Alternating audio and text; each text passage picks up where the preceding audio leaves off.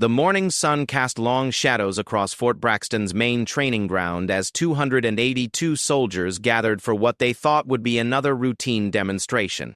The crisp autumn air carried the sound of boots on gravel and the low murmur of conversations as men in olive green uniforms formed neat rows facing a makeshift arena marked by white rope. Staff Sergeant Maria Santos stood at attention near the demonstration area, her dark hair pulled back in regulation style, her posture perfect despite the nervous energy coursing through her veins.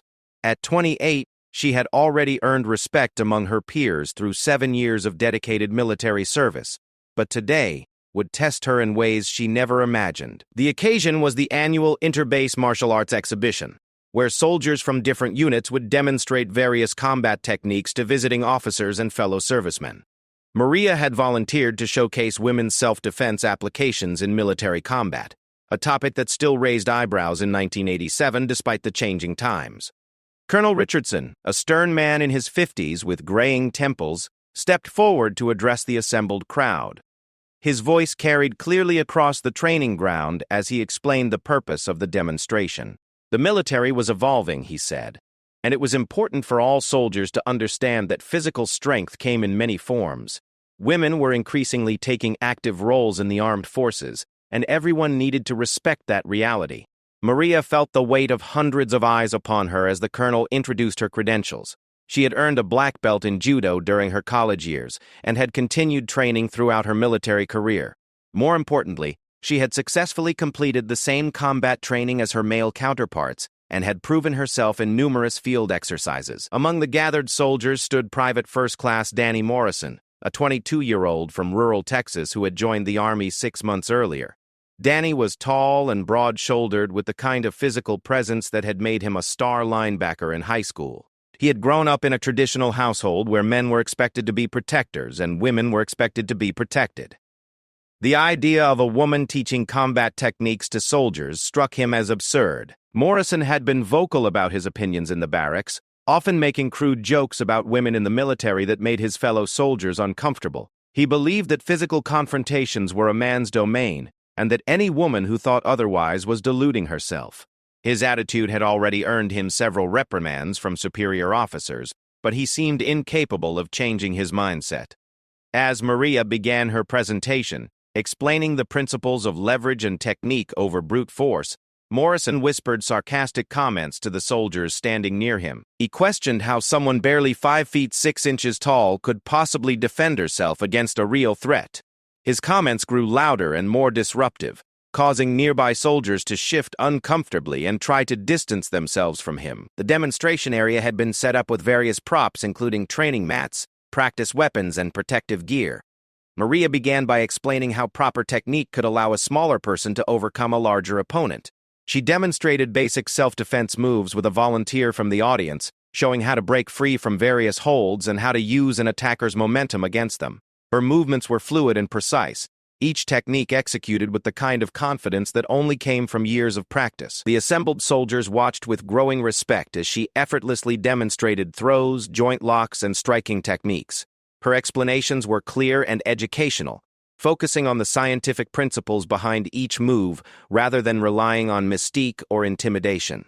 Morrison's irritation grew as he watched the positive reaction from his fellow soldiers.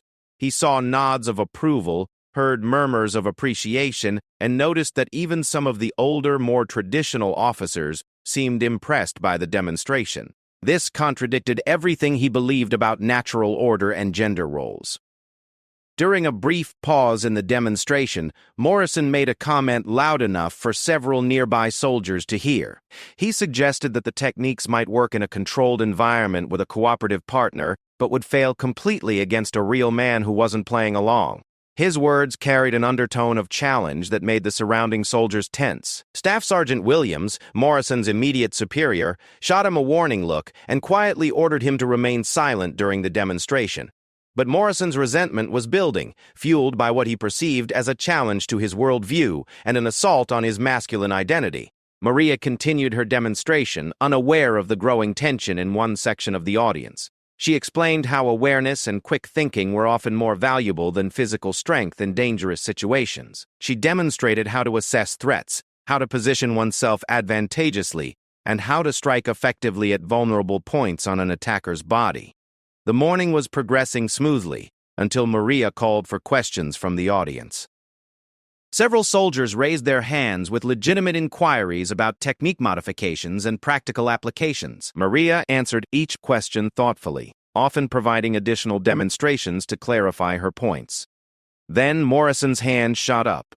Colonel Richardson, unaware of the private's disruptive behavior earlier, nodded for him to speak. Morrison stood up slowly, his considerable height making him tower over the soldiers seated around him. His question started innocuously enough, asking about the effectiveness of the techniques against opponents with significant size and strength advantages. Maria answered professionally, acknowledging that size differences did matter, but explaining how proper technique could level the playing field considerably. She offered to demonstrate with a larger volunteer if Morrison was interested in seeing a practical example. Morrison's response revealed his true intentions. He suggested that the demonstrations had been too gentle, too choreographed. He claimed that in a real confrontation, adrenaline and aggression would make the techniques useless. His tone became increasingly confrontational as he implied that Maria was misleading the soldiers about women's actual capabilities in combat situations. The atmosphere in the training ground shifted noticeably. Conversations stopped, and an uncomfortable silence settled over the assembled soldiers. Colonel Richardson stepped forward, clearly intending to defuse the situation and restore order to the demonstration, but Morrison wasn't finished. Emboldened by what he mistook for hesitation on Maria's part, he continued his verbal assault. He questioned whether women belonged in combat roles at all, suggesting that they were putting their male colleagues at risk by pretending to be something they weren't. His words carried the weight of deep-seated prejudice and barely controlled hostility. Maria remained calm throughout Morrison's tirade, her military training helping her maintain composure, even as anger flared in her eyes. She had encountered this attitude before, though rarely so blatantly expressed in an official setting. She knew that how she responded would be remembered by every soldier present. The tension reached a breaking point when Morrison made a crude comment about what would happen if Maria ever faced a real man with serious intentions. His words crossed the line from professional disagreement to personal attack, and the assembled soldiers began to murmur with disapproval. Colonel Richardson moved to intervene, but Morrison had already taken a step forward, his body language becoming increasingly aggressive. What had started as a routine training demonstration was rapidly spiraling into something much more dangerous. Maria squared her shoulders and looked directly at Morrison, her voice steady and clear as she addressed his challenge. She offered him the opportunity to test her techniques himself, under controlled conditions with proper safety measures in place. Her offer was professional and measured, but there was steel in her voice that left no doubt about her confidence. The training ground fell completely silent as 282 soldiers waited to see how this confrontation would resolve. The morning sun had climbed higher, casting shorter shadows, but the atmosphere had grown heavy with anticipation and tension. What happened next would be talked about in military circles for years to come. Morrison looked around at the faces surrounding him, seeing a mixture of disapproval, curiosity, and anticipation. He had backed himself into a corner with his aggressive rhetoric, and now faced the choice of either backing down publicly or following through on his implied challenge. His pride and prejudice would not allow him to retreat, setting the stage for a confrontation that would shatter his assumptions about strength, courage, and respect. The demonstration was about to become very real indeed. Morrison's face flushed red as he realized the position he had put himself in. The expectant silence of 282 soldiers pressed down on him like a physical weight. He had spent months criticizing women in the military, making bold claims about masculine superiority, and now one of those women was calmly offering to prove him wrong in front of his entire unit. Staff Sergeant Williams rose from his seat, recognizing the dangerous direction this confrontation was heading. He had dealt with Morrison's attitude problems before, and knew the young soldier's pride would likely override his common sense. Williams started toward his subordinate, intending to order him to stand down and apologize. But Morrison was already moving. His acceptance of Maria's challenge came out as a growl, filled with the kind of barely controlled anger that made nearby soldiers instinctively step back. He claimed he would be happy to show everyone what happened when political correctness met reality. His words were laced with contempt and a swagger that barely concealed his growing nervousness. Colonel Richardson found himself in an unprecedented situation. Military protocol demanded that he stop this confrontation immediately, but doing so might appear to validate Morrison's claims about women's capabilities. The assembled soldiers were watching their commanding officer's every move, waiting to see how he would handle this challenge to military order and equality. Maria stepped forward before the colonel could intervene, her voice cutting through the tension with calm authority. She stated that she would accept Morrison's challenge under official demonstration conditions, with proper supervision and safety protocols. Her proposal was measured and professional, designed to give Colonel Richardson a face-saving way to allow the confrontation while maintaining military discipline. The colonel considered his options quickly. He could shut down the entire situation, but that might leave lingering questions about women's capabilities that could undermine morale and unit cohesion. Alternatively, he could allow the demonstration to continue under strict controls, potentially settling the matter definitively. After a moment's hesitation, he agreed to supervise the encounter personally. Rules were established quickly. The confrontation would take place on the training mats, with medical personnel standing by and clear safety boundaries established. Morrison would be allowed to attempt to restrain or subdue Maria using reasonable force, while she would defend herself using the techniques she had been demonstrating. The encounter would end immediately if either participant was injured or if the supervising officers intervened. As the two opponents prepared themselves, the atmosphere among the watching soldiers shifted from uncomfortable tension to intense curiosity. Many had never seen a real physical confrontation between a man and woman in a military context. Some harbored doubts about the outcome despite Maria's obvious competence, while others were eager to see Morrison's arrogance finally challenged. Maria removed her uniform jacket and checked her boots to ensure proper footing on the mats. Her movements were calm and methodical, showing no signs of the nervousness that might be expected before such a confrontation. She had trained for situations like this her entire military career, though she had hoped never to face such a blatant challenge to her authority and competence. Morrison also prepared himself, flexing his shoulders and cracking his knuckles in what appeared to be an attempt to intimidate his opponent. At 6'2" and 200 pounds of solid muscle, he was confident that his physical advantages would overcome any technical skills Maria might possess. He had grown up settling disputes with physical confrontation and saw no reason this should be any different. The contrast between the two opponents was stark. Morrison moved with the aggressive confidence of someone accustomed to using his size to intimidate others, while Maria displayed the controlled precision of a trained martial artist. Her smaller frame and calm demeanor only seemed to increase Morrison's belief that this would be a quick and decisive victory. Colonel Richardson positioned himself where he could intervene quickly if necessary, while Staff Sergeant Williams reluctantly took his place as the secondary observer. Other officers spread around the perimeter of the mats, ready to maintain order among the watching soldiers. Medical personnel checked their equipment and positioned themselves for rapid response. As the two opponents faced each other on the mats, Morrison made one final attempt to back down from the confrontation gracefully. He suggested that Maria could concede the point about physical differences without actually going through with the demonstration. His offer was made with a condescending smile that implied he was being generous by giving her a way out. Maria's response was quiet but firm. She stated that actions spoke louder than words, and that it was time to see whose approach to combat was more effective. Her rejection of Morrison's offer was delivered without anger or bravado, simply as a statement of professional fact. The formal beginning of the encounter was marked by Colonel Richardson's command to commence. Morrison immediately moved forward aggressively, intending to use his size and reach advantages to overwhelm Maria before she could employ any defensive techniques. His approach was straightforward and brutish, relying on raw strength rather than skill or strategy. Maria's response was like watching a masterclass in applied physics. As Morrison lunged forward to grab her, she smoothly sidestepped his attack while simultaneously redirecting his momentum. Her movements were so fluid that many watching soldiers initially thought Morrison had simply lost his footing.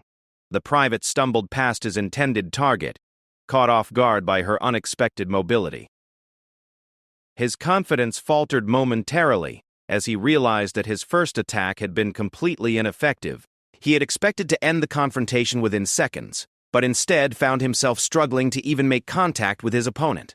Morrison regrouped quickly, his embarrassment fueling his aggression. He approached more carefully this time, trying to corner Maria against one edge of the mat where her mobility would be limited.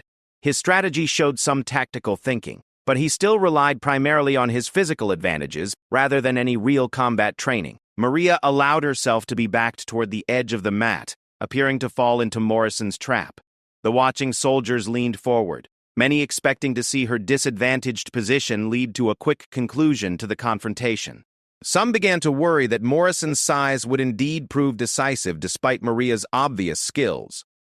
At the critical moment, when Morrison thought he had Maria trapped and moved in for what he believed would be the decisive grab, she demonstrated why technique trumped brute force. Using a classic judo principle, she dropped her center of gravity and executed a perfect hip throw that sent Morrison flying through the air.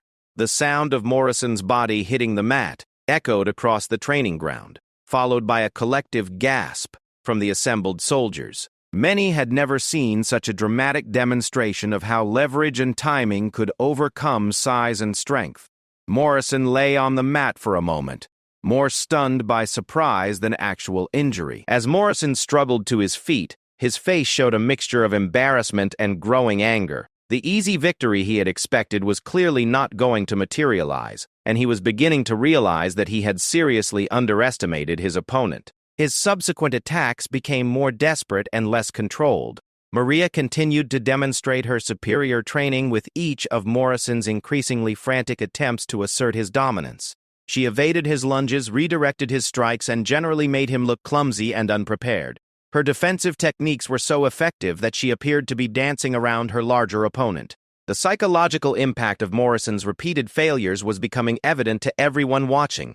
His movements became more erratic, his breathing heavier, and his tactical thinking virtually non-existent. He was fighting angry now, which made him dangerous but also predictable.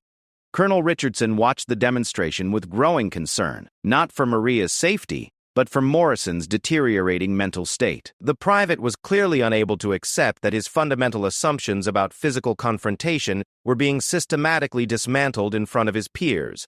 Maria recognized the dangerous shift in Morrison's demeanor and began to position herself for what she hoped would be a conclusive end to the confrontation. She had proven her point about technique versus strength, but Morrison's pride would not allow him to concede defeat gracefully.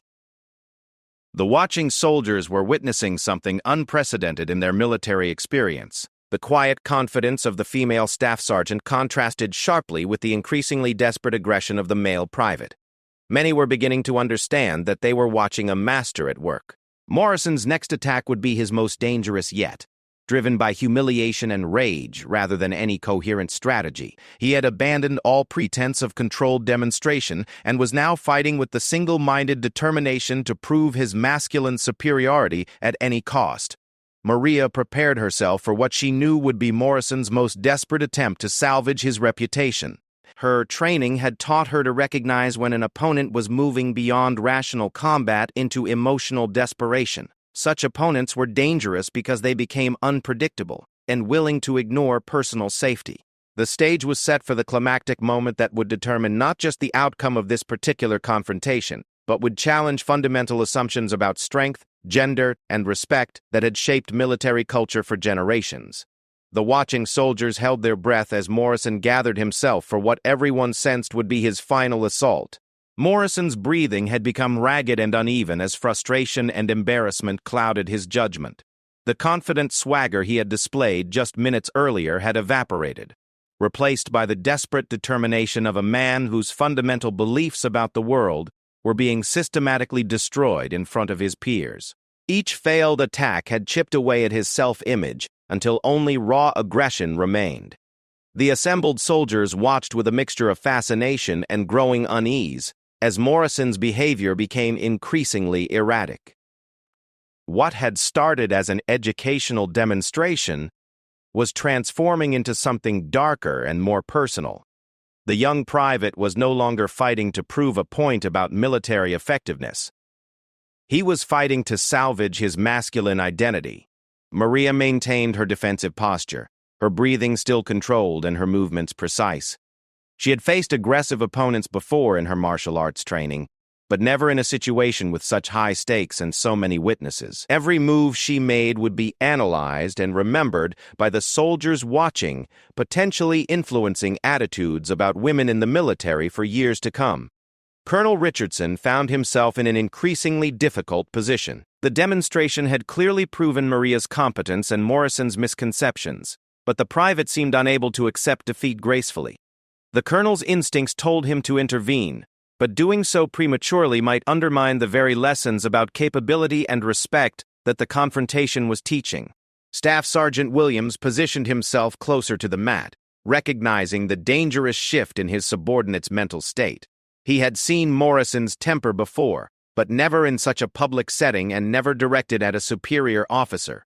Williams knew that Morrison was approaching a point where military discipline might no longer constrain his actions. The medical personnel standing by also sensed the escalating tension. What had begun as a routine precaution for a controlled demonstration was becoming a real concern as Morrison's attacks grew more reckless and emotionally driven. They checked their equipment once more and prepared for the possibility of having to treat serious injuries. Morrison circled Maria like a predator, his movements now lacking any semblance of the tactical thinking he had attempted earlier. His face was flushed with exertion and anger, and his hands had clenched into fists that trembled with barely controlled rage. The transformation from confident soldier to desperate combatant was visible to everyone present. Maria recognized the signs of an opponent who had moved beyond rational combat into emotional desperation. Her training had prepared her for such situations, teaching her to remain calm when facing adversaries who had abandoned strategy in favor of raw aggression. She knew that Morrison's loss of control actually made him more predictable, even as it made him more dangerous. The crowd of watching soldiers had grown completely silent, the earlier murmurs and whispered comments replaced by tense anticipation. Many were beginning to realize that they were witnessing something that would be talked about throughout the military community for years to come. The outcome would influence discussions about women's roles in combat and the nature of physical confrontation itself. Morrison's next attack came without warning or strategy. He charged forward with all his strength, attempting to tackle Maria to the ground where he believed his size advantage would finally prove decisive. His approach was completely telegraphed, lacking any of the deception or timing that might have made it effective against a trained opponent. Maria's response demonstrated why years of martial arts training created instincts that operated faster than conscious thought. She moved just enough to avoid the full force of Morrison's charge while positioning herself to use his momentum against him. Her counterattack was not the gentle redirection she had employed earlier, but a precise and powerful technique designed to end the confrontation definitively. As Morrison flew past her, Maria executed a textbook armbar that caught his right arm at the perfect angle and applied pressure with scientific precision. The technique was one she had practiced thousands of times in training, but never had the stakes been so high or the audience so large. The sound that followed was sharp and unmistakable, the crack of bone breaking under stress. Morrison's arm snapped just above the elbow with an audible pop that caused several nearby soldiers to wince involuntarily. The injury was serious but clean, the kind of break that would heal properly with appropriate medical treatment. Morrison's scream of pain and shock echoed across the training ground, immediately followed by a gasp of amazement from the 282 soldiers who had witnessed the confrontation. Many had expected the demonstration to end with Morrison overpowering Maria through sheer strength, but instead they had seen superior technique triumph in the most decisive way possible. The private collapsed to his knees on the mat, cradling his injured arm against his body while his face contorted with pain and disbelief. The arm hung at an unnatural angle. His earlier confidence and aggression had been replaced by shock and the immediate reality of serious injury. Maria immediately stepped back and called for medical assistance, her demeanor shifting instantly from combatant to concerned colleague. Despite Morrison's hostile behavior and personal attacks, her military training demanded that she ensure his well-being once the threat had been neutralized. Her transition from warrior to caregiver demonstrated the professionalism that Morrison had questioned so vehemently. Colonel Richardson moved quickly to take control of the situation, ordering the assembled soldiers to maintain their positions while medical personnel rushed to treat Morrison's injury. His commands were crisp and authoritative, designed to prevent the kind of chaos that could erupt when so many people witnessed such a dramatic and unexpected conclusion. The medical team reached Morrison within seconds, their training taking over as they assessed the injury and began immediate treatment. The break was serious but not life-threatening, requiring immediate stabilization and transport to the base hospital for proper setting and casting. Their professional efficiency helped restore a sense of order to what had become a highly charged situation. Staff Sergeant Williams knelt beside his injured subordinate, his expression mixing concern for Morrison's physical well-being with disappointment at his behavior. The sergeant had tried to prevent this confrontation from escalating, but Morrison's pride and prejudice had overridden military discipline and common sense.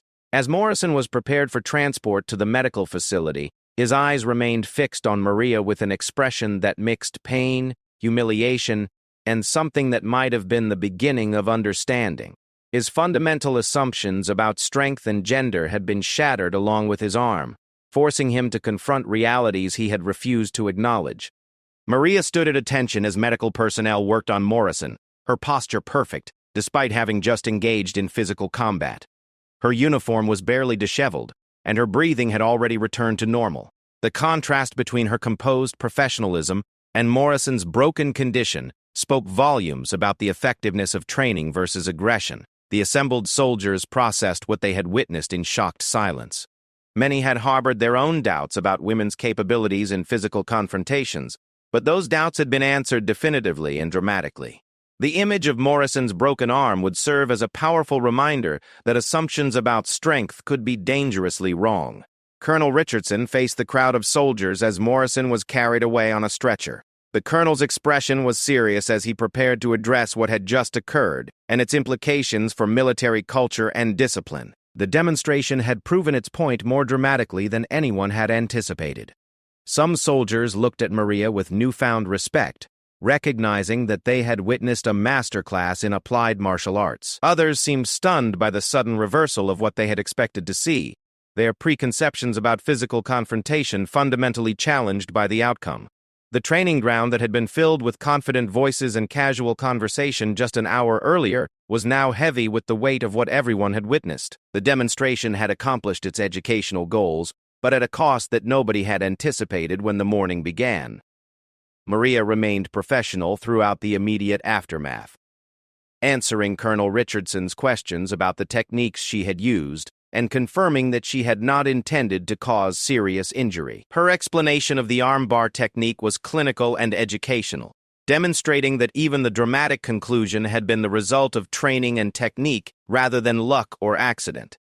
The medical team's preliminary assessment confirmed that Morrison's injury was a clean break that should heal without permanent damage, assuming proper treatment and rehabilitation. This news relieved some of the tension among the watching soldiers, though the memory of what they had seen would remain vivid for years to come. As the immediate crisis was managed and Morrison disappeared into the medical transport, the assembled soldiers began to realize that they had been present for a moment that would become legendary within military circles. The story of how Staff Sergeant Maria Santos had broken Private Morrison's arm would be told and retold, each version emphasizing different aspects of the confrontation. The demonstration had ended, but its impact was just beginning to be felt throughout the ranks of the assembled soldiers and the broader military community that would eventually hear the story.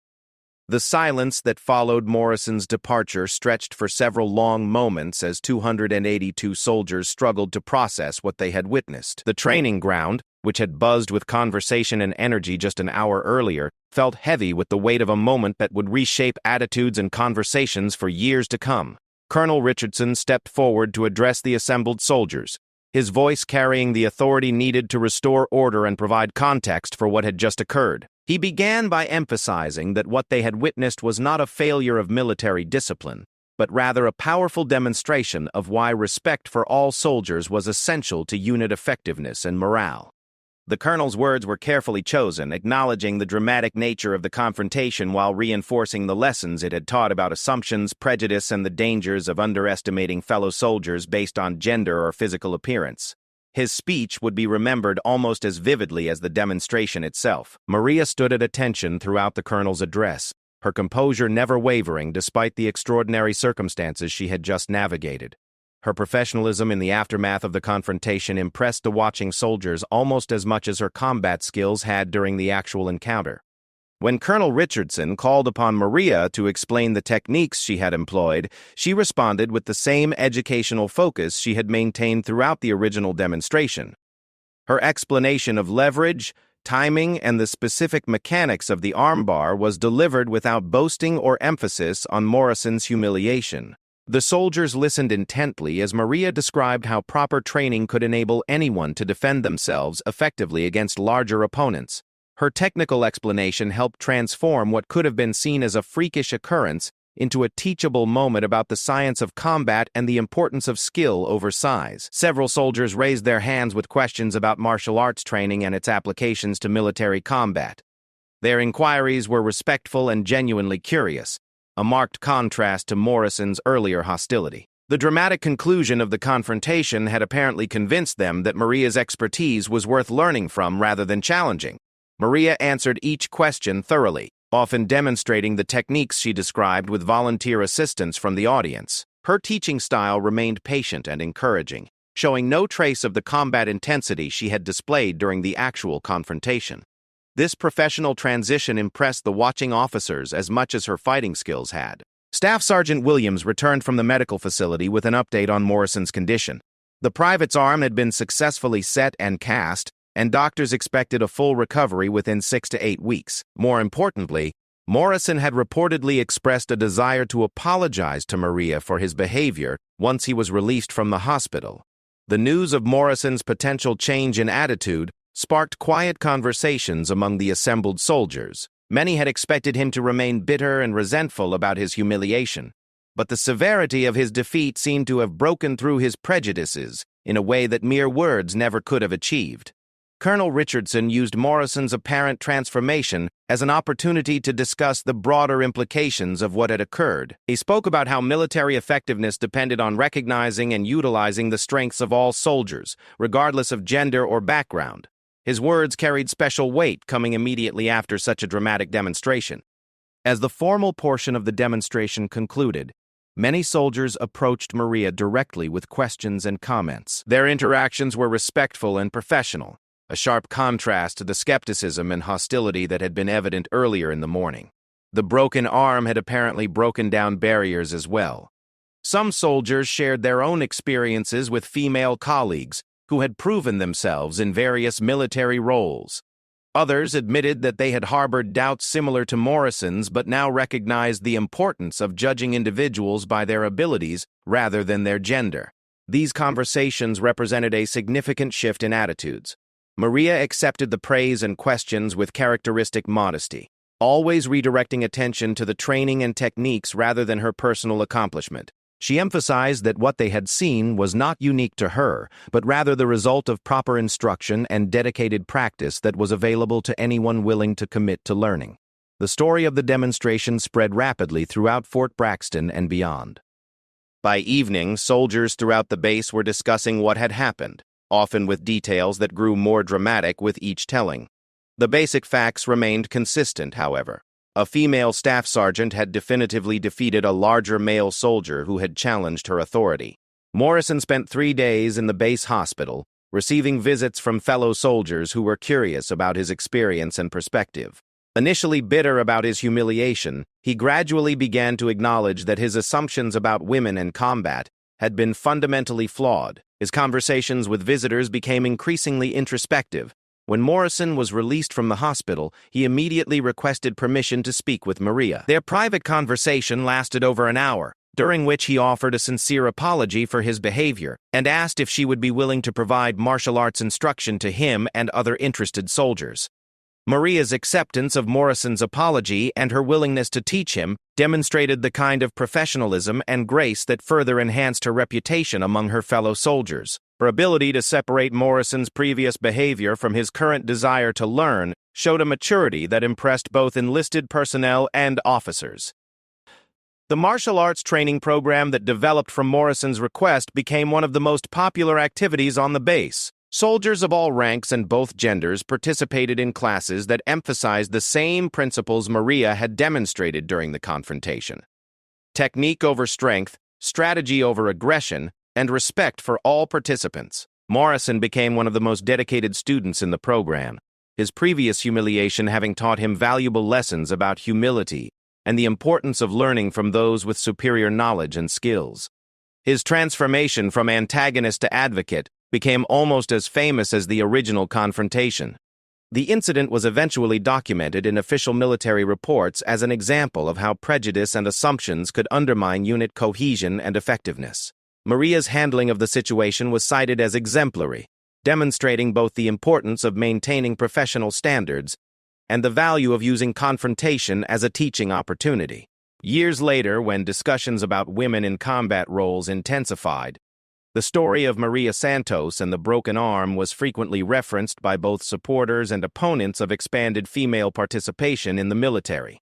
The incident had become a touchstone for broader debates about gender, capability, and military culture. Maria continued her military career with distinction, eventually achieving the rank of major before retiring after 20 years of service. Throughout her career, she was known for her teaching abilities and her commitment to helping all soldiers reach their potential regardless of background or physical attributes. Morrison completed his military service without further incident, having learned valuable lessons about respect, humility, and the dangers of prejudice. He often credited the confrontation with Maria as a turning point that shaped his understanding of strength, leadership, and personal character. The 282 soldiers who witnessed the demonstration carried the memory with them throughout their military careers and into civilian life. Many reported that the incident had fundamentally changed their perspectives on gender roles, the nature of strength, and the importance of judging individuals by their actions rather than their appearance. Colonel Richardson retired as a general, often citing the demonstration as one of the most educational moments of his career. He frequently used the story in leadership seminars to illustrate the importance of addressing prejudice directly and the value of allowing situations to serve as teaching opportunities. The training ground at Fort Braxton was eventually renamed in honor of Maria Santos, commemorating both her individual achievement and the broader lessons her demonstration had taught about equality, respect, and the true nature of strength in military service. The story of that morning demonstration became part of military folklore, told and retold in barracks and officer clubs around the world. Each telling reinforced the central lesson that assumptions about capability based on gender or physical appearance could be not just wrong, but dangerously wrong. Morrison's broken arm healed completely within 8 weeks, but the impact of what had happened that morning resonated throughout the military community for decades. The demonstration had proven that strength came in many forms, and that underestimating a fellow soldier based on preconceptions was a mistake no professional military person could afford to make. The legacy of that single morning extended far beyond the immediate participants, influencing military policy, training procedures, and cultural attitudes about women in the armed forces. What began as a routine demonstration had become a defining moment in the ongoing evolution of military culture and values. In the end, the most powerful lesson of the demonstration was not about martial arts or combat techniques, but about the importance of respect, professionalism, and the recognition that true strength often came from unexpected sources. The 282 amazed soldiers who witnessed Maria Santos break Danny Morrison's arm had learned something that would stay with them for the rest of their lives.